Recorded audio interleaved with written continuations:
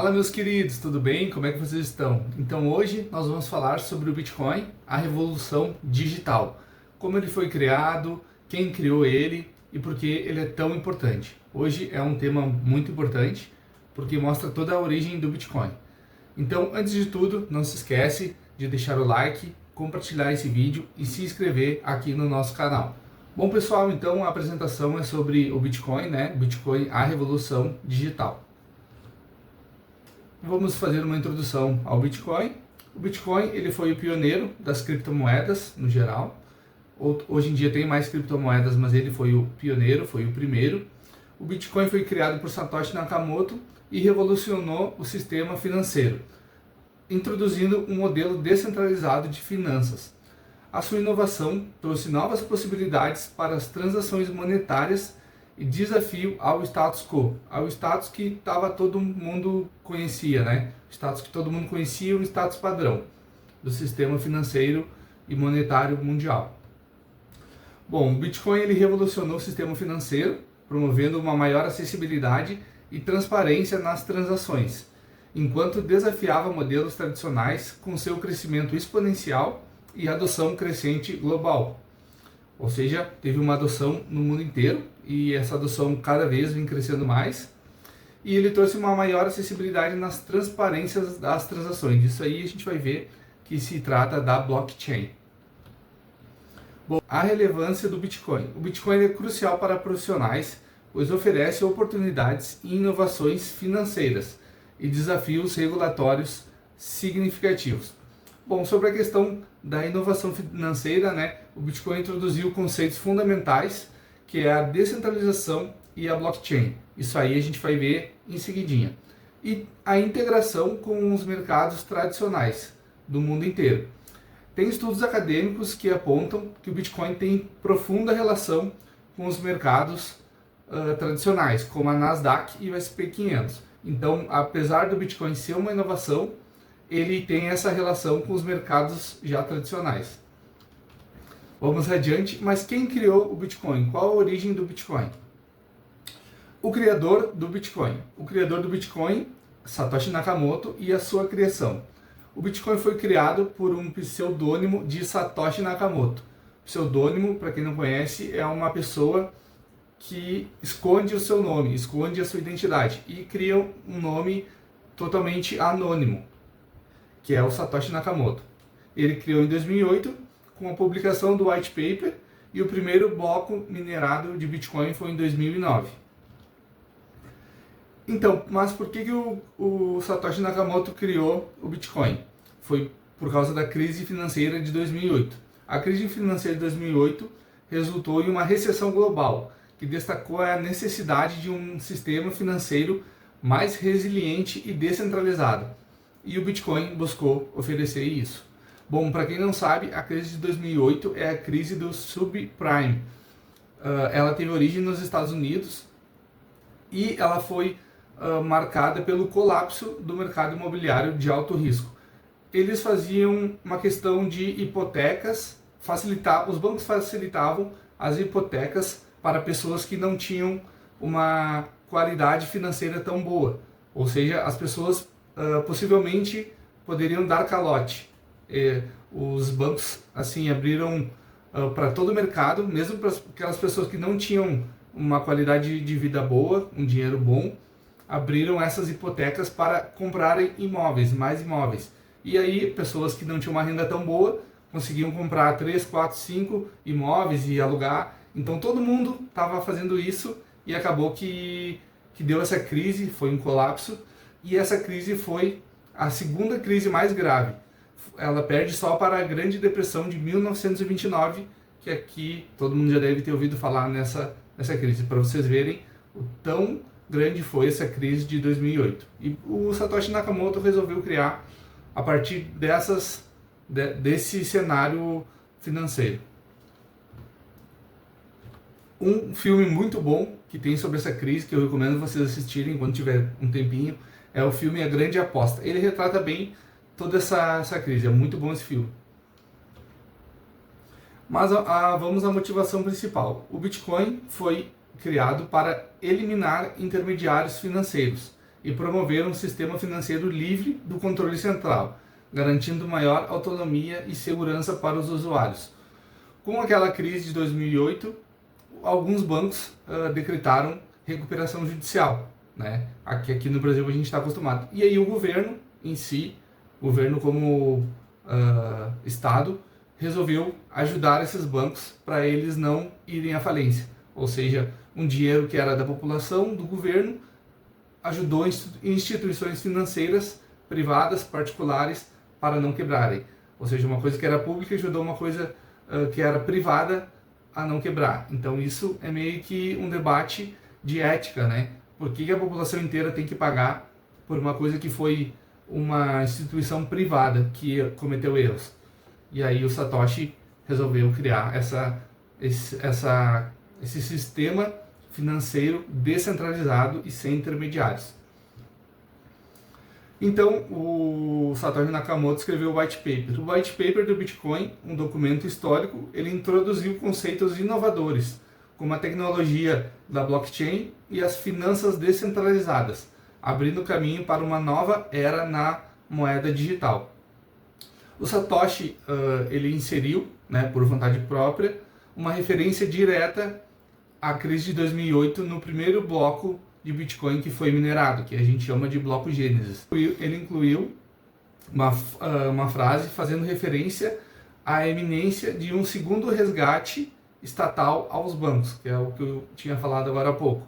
Então essa referência que ele fez comprova duas coisas. Uma é a comprovação temporal, né? Demonstra que o bloco não poderia ter sido criado antes daquela data. O bloco não poderia ter sido minerado antes daquela data que os bancos fizeram esse resgate, né? O Estado fez esse resgate aos bancos. E também a segunda referência é uma manifestação ideológica.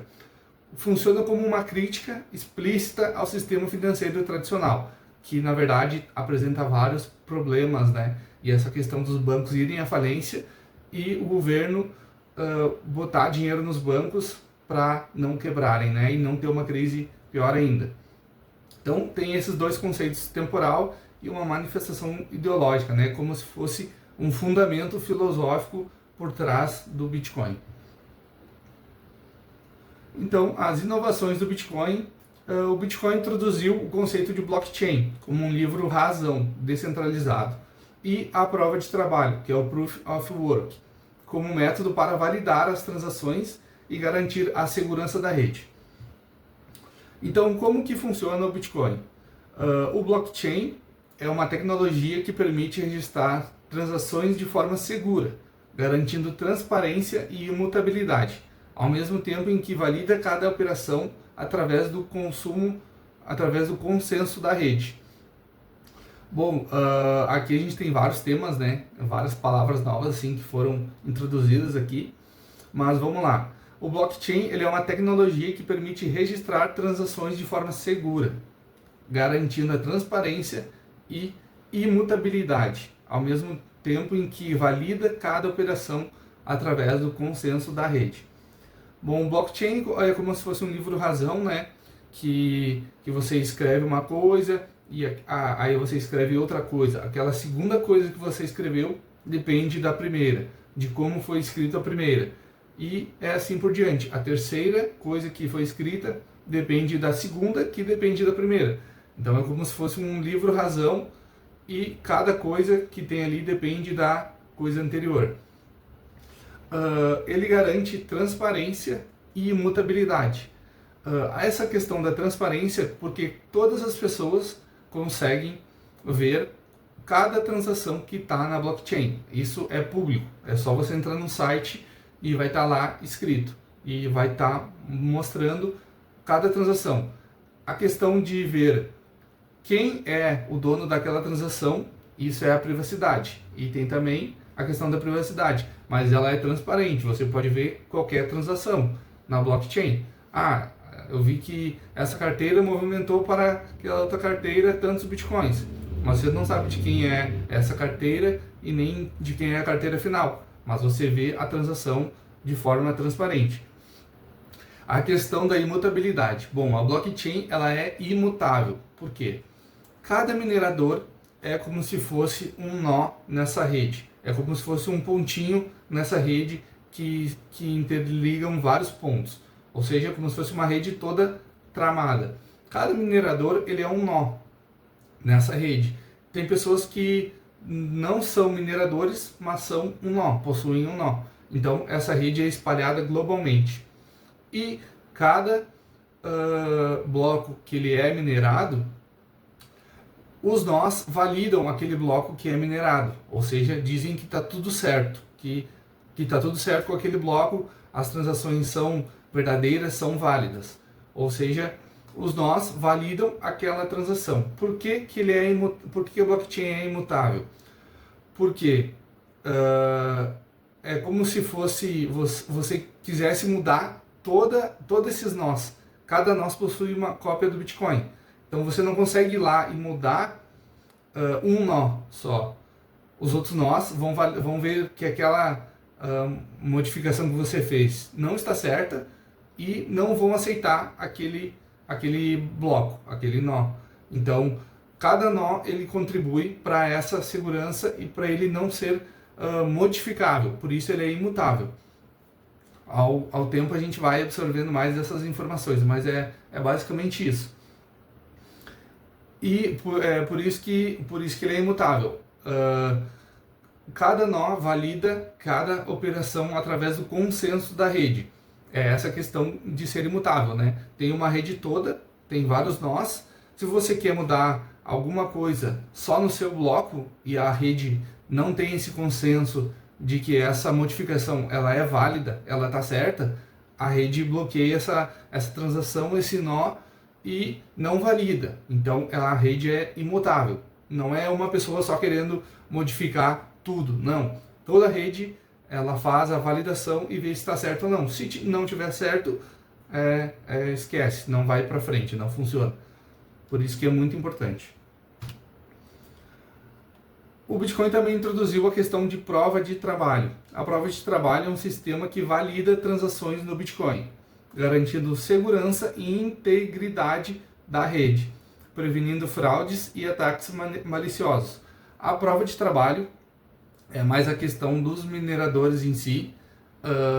É um mecanismo de consenso que os mineradores geram, provando que eles mineraram aquele bloco, ou seja, resolveram um problema matemático que dá certo para aquele bloco, resolveram um problema matemático que valida aquele bloco e a rede toda valida aquele resultado. É muito mais fácil validar um resultado já pronto do que tu achar o resultado certo. Então, para achar esse resultado certo que corresponde ao bloco, ao número daquele bloco, você precisa de sistema de processador, e para ter um processador você precisa de energia. Então tem essa questão de usar energia para validar um bloco, para depois a rede validar essa sua validação. Então é a questão da prova de trabalho. Você prova que resolveu aquele bloco, você descobriu a função matemática daquele bloco e que está certo. E isso tem uma confiança matemática e computacional. Então a questão da mineração, né, já introduzindo um pouco também, a mineração do Bitcoin envolve processo de validação de transações e emissão de novos Bitcoins, utilizando potentes computadores para resolver complexos algoritmos matemáticos. Os mineradores eles competem para resolver problemas matemáticos complexos para validar o bloco, né, assegurando que apenas as transações legítimas sejam adicionadas à cadeia. Esse modelo elimina a necessidade de intermediários confiáveis, substituindo a confiança institucional pela confiança matemática e computacional. É aquela questão que eu falei. Se você quer, eu quero gastar um Bitcoin que eu ainda não tenho, e eu vou botar ele no meu nó, e eu vou botar ele na minha rede, e vou fraudar esse sistema. Isso não é possível. Você não consegue criar um Bitcoin do nada. Por causa disso, os mineradores eles resolvem problemas matemáticos e validam as transações que são legítimas, as transações certas. Não tem como o minerador validar uma transação que não é legítima, que você está querendo fraudar o sistema, não tem como, porque toda a rede, todos os mineradores validam as transações, sejam, se for legítima, ele vai passar para frente, se não for legítima, eles vão cortar e não vão passar para frente. O Bitcoin introduziu outro conceito muito importante, que é a questão das chaves públicas e chaves privadas. As chaves públicas e privadas são fundamentais para a segurança do Bitcoin. Elas garantem que apenas o proprietário tenha controle sobre os seus fundos digitais e transações. Como um método seguro para armazenar e transacionar o Bitcoin, as carteiras digitais permitem que os usuários gerenciem seus ativos com segurança, utilizando as chaves públicas e privadas para proteção e controle. Bom, as chaves públicas e chaves privadas têm funcionamento em carteiras digitais e elas baseiam na criptografia de chave assimétrica. Basicamente funciona da seguinte forma: você tem uma chave pública que é como se fosse o seu endereço, a sua conta bancária. Essa é a chave pública. Alguém quer mandar para você algum saldo, algum valor, algum dinheiro, ele manda para a sua chave pública, para a sua conta, agência, para o seu endereço da sua casa. Então, mas essa pessoa que sabe a sua conta, agência e endereço da sua casa, por exemplo, ele não consegue acessar o dinheiro que está ali, né? Para acessar o dinheiro que está ali, você precisa entrar na sua conta, na sua agência ou na sua casa. Então você precisa de uma outra chave. É como se fosse essa outra chave, é como se fosse a chave privada, né? Que só você tem acesso. Seria a sua senha do banco, a chave da sua porta de casa, seria mais ou menos essa relação. E as carteiras digitais, né? Elas possuem, elas criam essas chaves públicas e chaves privadas.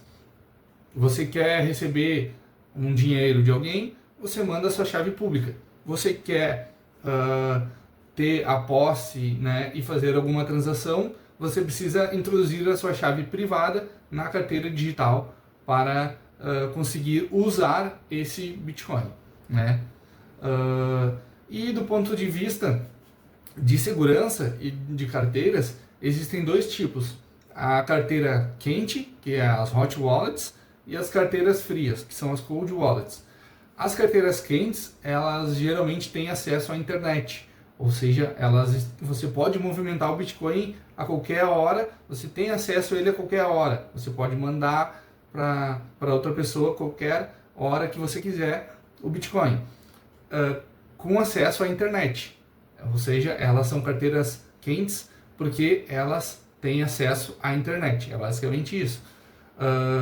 Elas são mais passíveis de sofrer ataques de hacker, mas isso aí é para um outro momento. Fique tranquilo, a carteira quente não é assim qualquer pessoa que vai fazer um ataque e roubar seus bitcoins, você tendo eles numa carteira quente.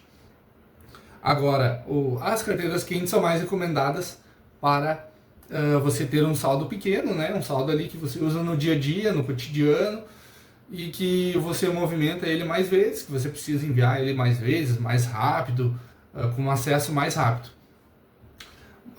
Já as carteiras frias, que são as cold wallets, elas são mantidas offline, fora da rede.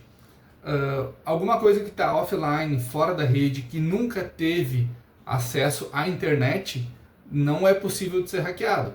Um código num papel, escrito na mão, não tem como ser hackeado, porque ele nunca teve acesso à internet. Então, por isso que a gente chama de cold wallets, ou carteiras frias. Essas carteiras é para você guardar mais bitcoins, né? Ter maior proteção do seu patrimônio, e você pode ficar tranquilo que essas carteiras é praticamente impossível de serem hackeadas. Mas outra aula a gente entra mais profundamente nessa questão das carteiras quentes, carteiras frias. Tem a questão também das hard wallets, né, que é um outro tipo de carteira que pode ser quente ou frio, mas isso aí a gente entra numa próxima aula. Mas vamos à pergunta mais importante então: por que o Bitcoin foi criado? O Bitcoin foi criado pela descentralização, para oferecer um sistema financeiro mais eficiente, permitindo transações diretas entre usuários, sem necessidade de bancos e intermediários, reduzindo custos e aumentando a liberdade financeira. O Bitcoin ele foi criado, então, para propor, né, um sistema financeiro mais eficiente, transparente e acessível, para possibilitar as transações de pessoa para pessoa, né, como Satoshi Nakamoto escreveu, peer-to-peer, sem a necessidade de intermediários tradicionais, como banco e instituições financeiras. Para você fazer uma transação através do sistema tradicional, você precisa, né, ter uma conta em banco e você transfere o seu dinheiro através desse banco para alguma outra pessoa. Com Bitcoin não é assim. Bitcoin você é o seu banco, é o seu próprio banco. Você quer transferir um dinheiro para alguém, você simplesmente manda. Simplesmente faz a transação e a rede em si ela não vai bloquear a sua transação. Já com o sistema tradicional, se você for fazer uma transação de um valor muito alto, os bancos podem te questionar, mas por que você está fazendo essa transação? Por que você está transferindo esse dinheiro dessa conta para tal pessoa? Podem bloquear a sua transação e você vai ter que se explicar por que você quer movimentar o seu próprio dinheiro. Já que o Bitcoin não é assim, você manda o saldo que você quiser, à vontade, sem ninguém perguntar, sem ninguém questionar nada, em qualquer horário, 24 horas por dia. No modelo tradicional dos bancos, né, se você vai movimentar algum saldo um pouco maior, o banco vai te questionar e você vai ter que ir em horário bancário, numa agência bancária, responder, né, por que você está fazendo essa transação. O Bitcoin ele funciona 24 horas, então isso você transfere a sua vontade, né, tanto em questão de valor como em questão de horário. A resistência à censura é essencial para garantir a liberdade financeira, permitindo que indivíduos realizem transações sem a interferência de governos ou instituições financeiras, promovendo um sistema mais justo. Transparência das transações. A transparência das transações no Bitcoin garante que todos os registros sejam públicos e acessíveis, promovendo confiança e segurança num sistema financeiro descentralizado e resistente à censura. Como eu tinha falado lá no início, o Bitcoin é totalmente transparente nas transações. Você pode ver qual carteira mandou para qual carteira lá na blockchain. Você não sabe quem é aquela pessoa, mas você vê a transação sendo feita. Então ele é totalmente transparente. E assim ele promove mais confiança e segurança. Então, diferentemente do sistema tradicional, né, que os bancos ficam com essa informação das transações, aqui você vê as transações sendo feitas a qualquer momento e você vê qualquer transação que já foi feita, até mesmo as primeiras do Satoshi Nakamoto, né? O Bitcoin ele foi criado para proteger os usuários contra a inflação e a manipulação monetária, oferecendo uma alternativa descentralizada que mantém seu valor ao longo do tempo. Bom, como vocês já sabem, né, existe uma inflação no sistema monetário tradicional, que é a questão dos governos e bancos centrais imprimindo cada vez mais dinheiro. Ou seja, eles querem fazer uma obra, querem fazer uma dívida, querem fazer um investimento, eles vão lá e simplesmente criam mais dinheiro.